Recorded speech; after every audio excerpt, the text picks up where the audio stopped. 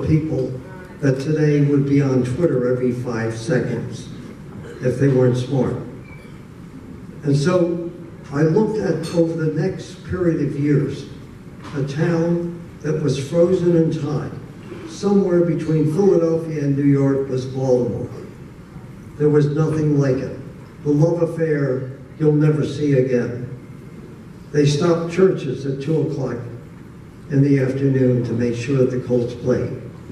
We knew gamblers, we knew strippers, we knew everything you wanted to know. There were no protectors, there was no Twitter, there was nothing. They were the most adored people I've ever seen. They created a life that you could never ever believe today. And within those years there, a John Unitas, a Gino Marchetti, people who would be the Bradys and the different people today, would be able to walk into a bar and meet Mickey Mantle at 2 o'clock in the morning. And they'd be around gamblers, they would be around everything. It was a place of all of Irma the Body, of all of the people that you would see in it, including Frank Sinatra, that would come there. And to capture that would be almost unbelievable. But I will leave you with a couple of stories about the Colts. One in 1963, Art Donovan, who was a Hall of Fame player, was retiring. Bobby Kennedy and the president had called our owner, Carol Rosenblum, who was a very suspicious, interesting man, and said, "We've got a guy for you out of the Navy that will be perfect to run your ticket office." So into our ticket office comes a guy by the name of Mike Hoffman. And Mike Hoffman was always saying, "Bag it." And I wonder, what the hell is he talking about when he says bag it? Well, what I learned at the end of the first year, the opening game, Art Donovan is going to retire. There were always 60,000 people at Memorial Stadium, but Mike never showed up. And the reason is, he had stolen $100,000, buried it under his bed, and had taken off and gone out of the town. And now we are faced with a situation of where people were coming in looking for their tickets and threatening to kill me and kill everybody else.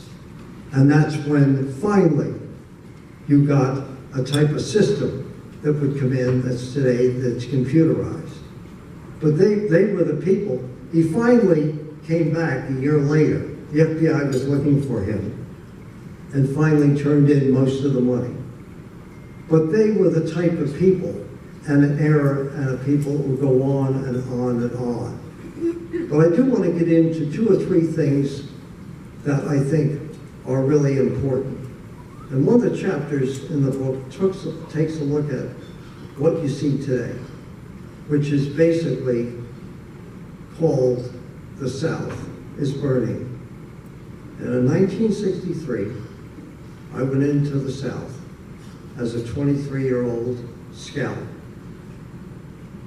And the first thing somebody said to me is, "They're still hanging people here." And I was kind of taken back by that. They said, this is a different time and a different era.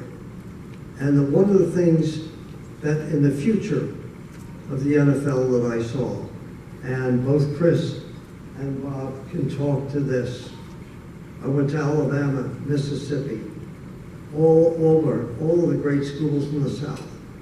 And then I went to Grambling, and I went to Mississippi Valley, and Alcorn A&M, and Southern, and Texas Southern.